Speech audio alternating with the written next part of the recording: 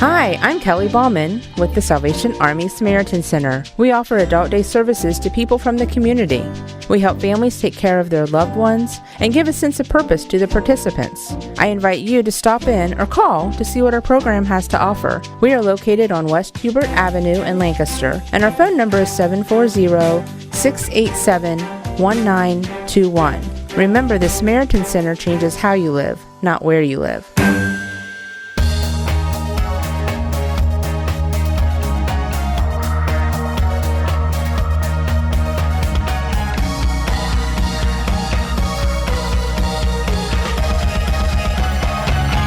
Tuning in to this edition of Lancaster Perspective. I'm Mike Miller. My special guest today from the Salvation Army. I'm serving the Salvation Army, Captain Bryan DeMichael. Mike, it's good to see you, man. How you doing? I'm doing good. Hey, thanks for inviting me on. Hey, I am glad you are here. Now, you know, it's sunny outside. It's a great day, and what are you going to do today after this? Well, actually, when I finish this, my 9-year-old daughter is having her 10th birthday party tonight. So at my house tonight, there will actually be 10 little girls having a camp out in the backyard, and I'm planning on hiding somewhere in the house. So, you know, something along those lines. A little bird told me that you were going to do something. Yeah. That's right. That's why I brought that up. But actually, you've been with the Salvation Army in Lancaster. Well, let's talk a little bit about how you got started with the Salvation Army. Well, actually, I am a fifth-generation Salvationist. It goes way back on my mother's side. My great-grandparents were Salvation Army officers, and my mother and father are Salvation Army officers. So we go back a long way there. So that's my mother says that the first place she was taken after she left the hospital as a baby was to the church. And so, yeah, things haven't been really that much different for me either. My folks actually just completed 28 years of ministry with the Salvation Army. Wow. And they retired as retired from actually the Licking County Salvation Army up in Newark last year after 17 years in that location. So it kind of runs in the blood, and I kind of watched everything that they did and how they did it, and kind of feeds into who I am today. When you first decided to do, did you go to them and say, "Hey, Mom, Dad, this is what I'm going to do," or did they always know that that's what you would do? They kind of always knew it. I felt that I was called to ministry back when I was probably about 8 years old. However, there were other things that I wanted to do with my life. I am a great Disney fan. I love Disney World, love going down there and traveling there. So my goal was to actually get a degree in public relations and work my way up through the ranks so that I could be the president of Walt Disney World. That was my goal. No kidding. The Lord had other plans in mind, though. Oh, absolutely. Yeah. And so it was actually, my wife played a big role in bringing that together. My wife is also from a Salvation Army family. Her mother and father are the Salvation Army administrators in Akron right now.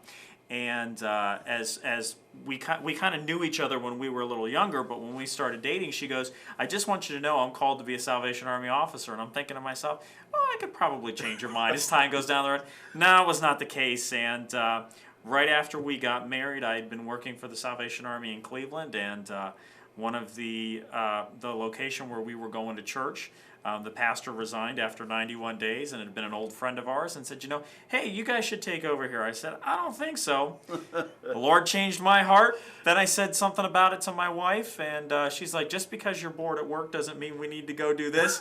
The Lord changed her heart. The next thing you knew, we were lay ministers in that location for 3 years before heading off to seminary. Fantastic! Wow, that's now. You have a background in PR. Where did you go to school? You told me once. I went to the Ohio State University, you know, and I love giving Mike a hard time because he calls it that school up north. So, you know, I am a Buckeye. My bachelor's is in public relations from the Ohio State University. So you got to be feeling good about the draft then. I'm loving it. Hey, this is great. This is great. It's great to be back in Central Ohio too, where I can be very proud and strong to be a Buckeye. You know, I loved it the first day I walked in the office here, and I was meeting with our board chair, and his cell phone rings, and it's playing "Hang On, Sloopy," and I'm like, "Hallelujah, I'm home." Well, you know, OU couldn't take everybody.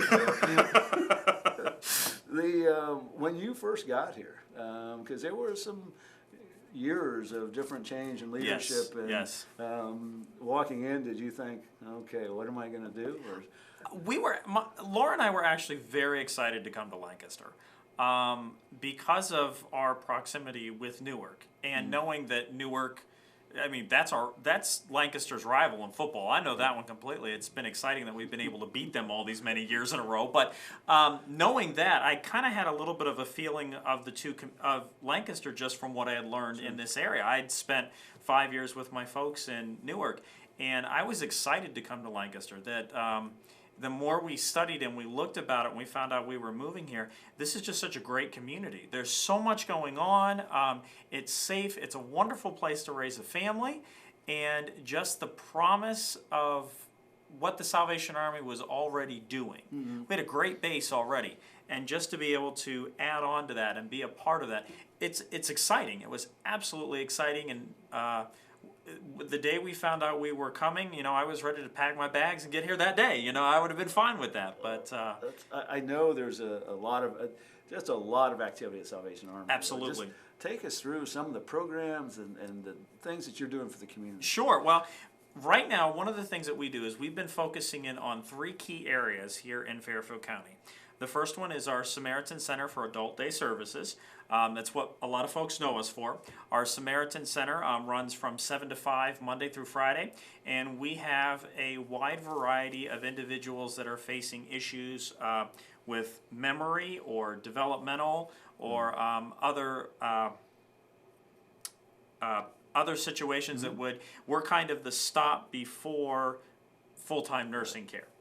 So that those who are living with family members, the family members get respite or they get a chance to go out and actually work. It's interesting that in our group we have a lady who is 34 years old, we have a lady who is 96 years old, and we cover every decade through there. The average age right now is about 75, and folks come in every day. We have 30 every day because that's the maximum the facility can take. And they just have a great time. I love watching them play chair volleyball. And I know you being a volleyball guy, it's exciting. I'm like, I could actually play volleyball like that. But they get great supervised care. We have a nurse on staff that takes care of medications and things. And with that program, we actually serve Fairfield, Hocking, and Perry counties. And thanks to a partnership that we have with ODOT, we're actually able to go out and transport people in to be a part of that program through modified minivans. Wow. We have some clients that live as far out as Laurelville. Yeah. And we go out, we pick them up and bring them in each day so they can have that socialization. Wow. It's a fantastic program, and it's a unique program for Fairfield County. Another one that we focus in a lot on is our social ministries program, and especially our food pantry. And one of the things that we do is our food pantry is a choice pantry. So individuals can come in and choose the things that would be best for their family. I know in my house that if I was to give my daughter a bowl of cornflakes, she probably would not eat it. However, if I was to set a thing of Rice Krispies in front of her, she would eat it. So we do that for our clients as well. There's a variety of different items that they can pick from, whether it's different cereals or different vegetables or whatever. And that program over this first quarter here in 2016, January to March, saw a 200% increase in the number of people over last year. 200%? 200%. Wow. 200%. Our goal is to actually provide each household with a 3-day supply of food for 3 meals for every person in the household. Just in that first quarter, that totals something right around 13,000 meals that were served. Holy smokes. Just out of that food pantry. My God.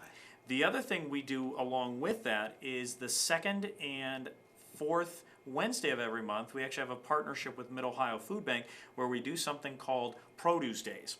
Now, if you come down to the building in the morning that day, you might find an extra cabbage or something lying in the parking lot or some leaves of things there. But it's an as-needed basis starting about 8 o'clock in the morning, and we have lots of fresh produce there, everything from cabbage and lettuce and potatoes to apples, and depending upon the season, there may be corn on the cob or watermelons, just to be able to help families right here in Fairfield County stretch their dollars. Wow, that's amazing. And so our other one, our third area that we focus on is actually in our youth programming. And when Laura and I first got here, one of the things that we did is we met with some community leaders and said, what is it that Lancaster needs the Salvation Army to do? And the consistent message that we heard was teens. We need things for teens. And so Laura started a little teen group That September, the first session, she had 3 kids. When they were at their peak, and I want to even say this number was correct the other day, but when they had teen group, they had over 30 they have over 32 teenagers that are part of this. And so we kind of watched some of the situations that the kids were going through, and we had 3 young men in our program that decided they needed to go out and paint the town, literally. And so my wife had the opportunity to kind of go with them to court and see some of the struggles that were going on. And Judge Vandervoort's court, juvenile court, has really changed a lot over the last year. Mm-hmm. And so we started a program called Bridging the Gap, which was based out of a Salvation Army in Massachusetts, where I've been running there for about 30 years. We brought it to Lancaster, and this program focuses on giving these kids who are finding themselves in trouble life skills, showing them that there is an alternative to getting into trouble. And so, so far, we were able to start our program here officially in November. We've had 15 kids go through the program. All but one of them have graduated the program. And the one kid who doesn't graduate the program, or hasn't graduated the program, has to keep redoing it. Sure. Usually it ends up being like the last day or 2 before the program ends. He does something to get himself in trouble, so he has to go back and do it again. He wants to go back again because he feels so safe and secure there. Sure. And I was actually reading through some stuff the other day, and some of the kids, they do a journal entry every day that they're part of the program. And some of the kids wrote at the end there what they learned from Bridging the Gap. And it was things that, that there are people who love me, there are people who respect me, there are people who care about me. And it's just so exciting and encouraging to see what's going on with these kids here in the community. Oh, absolutely. Absolutely. Now, the chapel was on Hubert. Absolutely. The office, main office, all those things. Everything is right there, 228 West Hubert Avenue. You just make a right there if you're coming south from downtown off of Broad Street. And we're right there in that next block on the left-hand side. Can't miss it. Can't miss it right there in the neighborhood. Very active right there in the neighborhood. And it's an active, busy place. There's not a lot of downtime. No, and there's not a lot of vacant space in that building either. Just Right. meeting human needs right here with the love and compassion of Jesus Christ. It's what it's all about. Website? Yes, absolutely. You can visit us online at fcohio.salvationarmy.org. We are on Facebook, the Salvation Army of Fairfield County. Look on there, you can see some of the exciting things that we've got going on right now, and it's a fun place to be. It's an exciting place to be, and it's a happy place to be. It really is. There's a lot of joy there. One of the things that I noticed is finances. Yes. Your administration costs are minimal. Absolutely. I mean, absolutely minimal. Absolutely. Right here in Fairfield County, 92 cents of every dollar that you donate to the Salvation Army goes right back out in program use. 92 cents. Our administrative costs are less than 5, and fundraising is in there right around 3. But I mean, it's phenomenal to think about that, about the amount of money that goes back out into the community in actual service. And I can tell you, I don't make a lot of money. And you know what? I feel my rewards are going to be stored up in heaven for us. So, but do you get a chance to talk to other Salvation Army locations and say, hey, what worked for you, what didn't work for you? Quite regularly. One of the things about the Salvation Army is we're very interconnected. So whether we're talking with someone who is successful here in Central Ohio or perhaps even another part of the country, that's how we learned about Bridging the Gap. I actually just had an opportunity to go to a conference in Phoenix about 2 weeks ago that was a National Salvation Army conference, and we talked about all the great things that are going on in the Army world. There were about 2,500 people in attendance, and it was neat just to see some of the best practices that are going on all over the place, and to see, hey, maybe this is something we could use here, or hey, here's an idea that we have. It's a wonderful fellowship, and it's a great way to really meet human needs right where they are. Oh, absolutely. Of course, you always think outside the box. And gee, if I had $1 billion, I'd do this. I mean, things that you would like to see, or I know that you have a plan up through 2021. But just, I mean, things that you look at and think, boy, if we could do this or we could do that. I'll tell you, Mike, one of the number one things that we are going to be working on in the coming years is a new facility for the Salvation Army here in Lancaster and Fairfield County. We've maxed out our building. The Salvation Army has been there on West Hubert Street, or West Hubert Avenue, since 1977, with one major addition to the building back in the 80s, and we've just completely outgrown the whole thing. In addition, the building kind of sits in a floodplain, so that presents some different challenges there. But we really want to continue investing in those three areas. We want to expand our daycare program so that we can have we can have more clients in there. We have 60 clients on the roster, but when we hit that magic number of 30, we have to stop because the space is out. We want to continue investing in the kids, and I'll be honest. One of my dreams is a high school sized gymnasium where kids can come in and play basketball, where individuals in the community can come in and just have a lot of fun with it. We really want to continue pressing on towards that, and one of our guiding principles right now is we want to know and we want to make sure that what we're doing is what is in line with what Lancaster and Fairfield County need us to do. Right. We don't want to go out and do something crazy. We want to make sure that we're meeting the needs of the community as the Salvation Army, as a community partner, and as a community friend. And we believe very much that building relationships and working together, we can do great things. Oh, absolutely. When you're not going 100 miles an hour during the day, what do you do for downtime? Oh man, I'm an avid reader. I read a lot. My goal each year is to do 24 books each year. 24, that's 2 a month. 2 a month.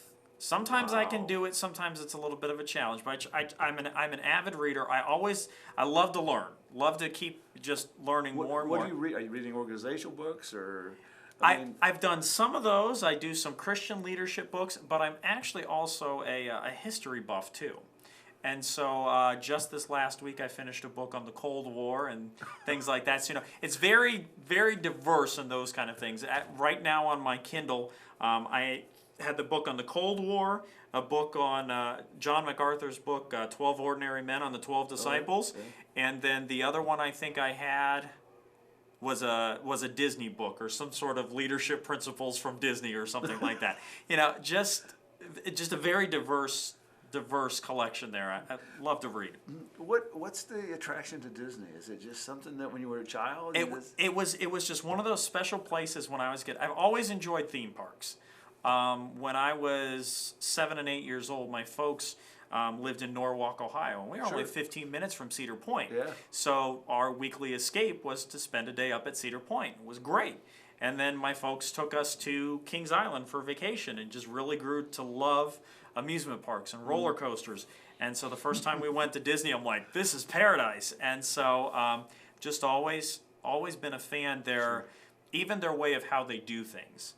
It's just always kind of stood out to me, and I was like, yeah, this could be something fun. There's a lot of people who follow Disney's management style, Yes. and is that something that you're watching, or I watch it. I like to look at how they do some things, and I'm like, the joy and the creativity. I actually have a Walt Disney poster that hangs in my office that talks about vision, and it goes seeing things a little differently than how it's been seen before, and that's really what it's all about. That we're pressing forward, we're looking forward, and I just always a big fan of those philosophies that Walt had about being different and being innovative, and I like to use that kind of stuff. Oh, absolutely.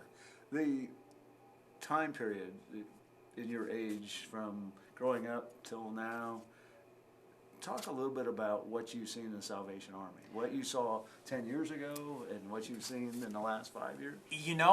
It's a very interesting question. It was actually something that I've actually been thinking about lately. And back in the late 80s, early 90s, the Army really was going through an identity crisis, if you will. Were we a church or were we a social services organization?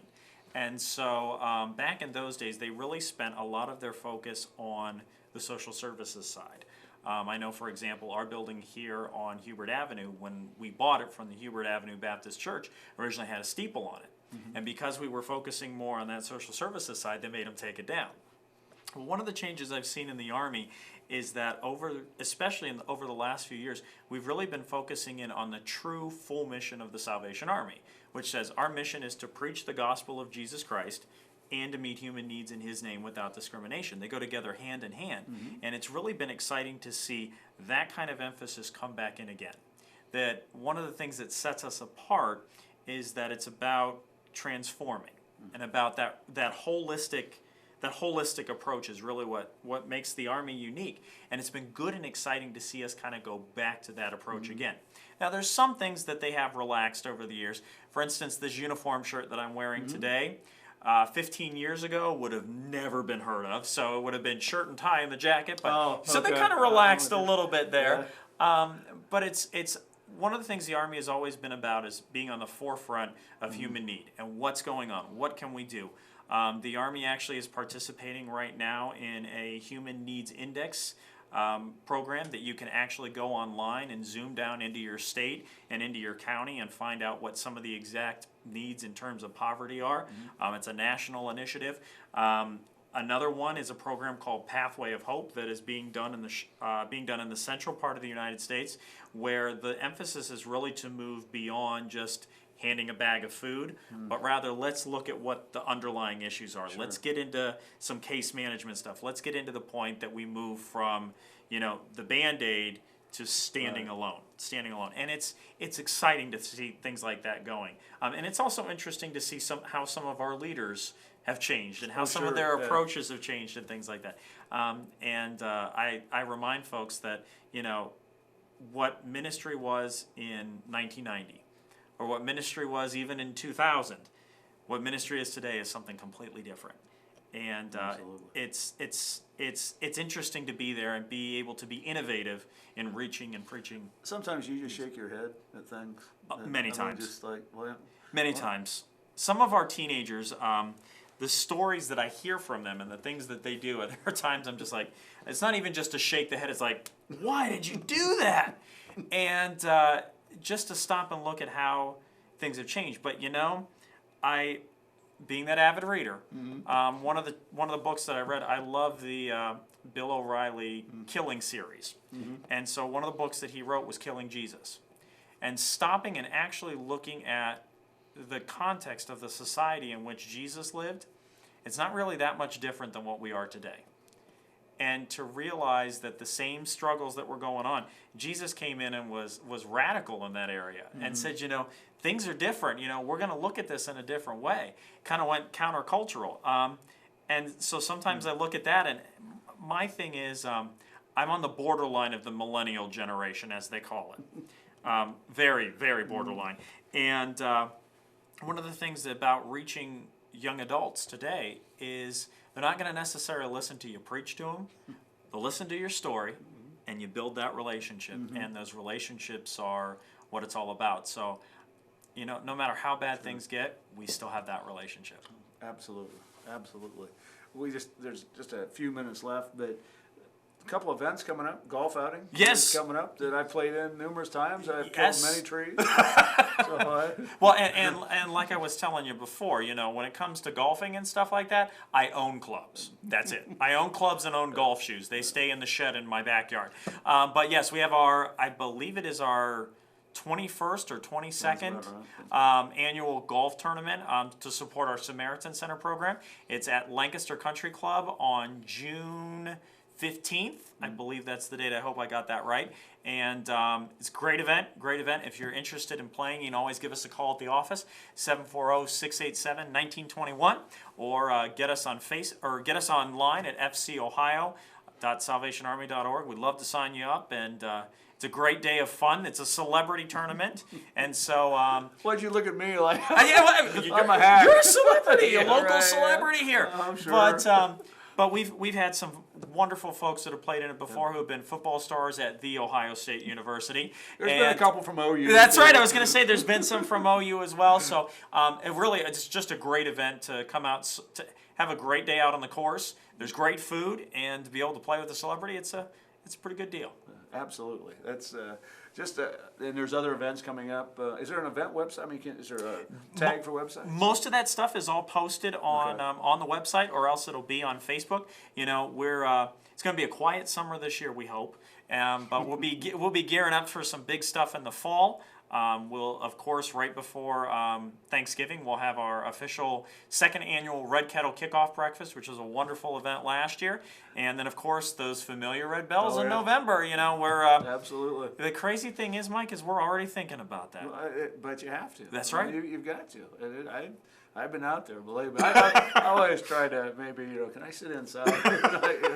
These poor summers standing outside. I just, but there's a lot of activities going on, a lot of stuff going on in the Salvation Army. There's again, we just have a couple minutes left. Just maybe wrap up.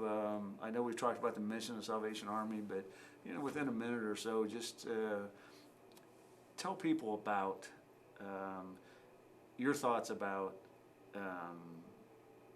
life. I know it's quick. It's not easy to do, but it's a deep question. Well, I know, but you know how people, if you had to talk to somebody, you look in this camera right here, talk to people and say, somebody's having a bad day. Life. Just. One of my favorite verses in scriptures is from Jeremiah 29:11. And it says, "For I know the plans that I have for you, declares the Lord, plans to prosper you and not to harm you, plans to give you a hope and a future." There's a lot of times and a lot of situations that we find ourselves in that they look hopeless. They seem hopeless. They seem like there is no way out. We run into a lot of folks like that every single day at the Army. And my philosophy on life is there is hope. There's purpose. There's a reason why each one of us is here. And having that foundational in my life and foundational in my ministry is that relationship with Jesus Christ. And when Jesus is in your life and you serve him, you kind of look at things a little different. The glass isn't always half empty. Instead it's half full, that there's people that love you, that even in spite of all the bad things that are going on in the world, that just seems to take, you seem to hear so much more about that. There's a lot of good going on in this world too. There's a lot of wonderful people out there. There's a lot of lives that are being changed. And even in the darkness, there's still a light. I remember. We have about 20 seconds. 20 seconds. There's light, there's promise, and there's hope. Very well said. Thanks for coming in today. Hey, appreciate it. Thank you, very Mike. much. Thanks for tuning in to this edition of Lancaster Perspective by Mike Miller. And remember, until we meet again, let's make a difference.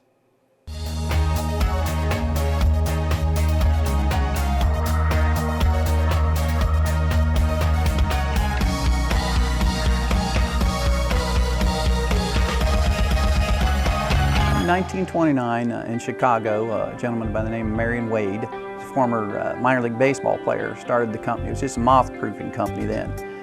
In 1952, it expanded to carpet cleaning and pioneered what is now called outsourcing. And the Sidwells wanted a community that had a lot of churches, had a lot of soccer opportunities, their kids love soccer, and a good Parks and Rec department, so they chose Lancaster. And so in 1980, they moved the franchise here in Lancaster to 6th Avenue. But then in 2002, Todd George, current owner, purchased the franchise from them. And in 2004, he bought a building that's on Mulberry Street, and that's where the franchise is located currently. I'm Jay Johnson, General Manager of Service Master Clean by Todd George, where we guarantee if it's not done right the first time, we'll do it again. Service Master Clean by Todd George, 740-687-1077, 740-687-1077.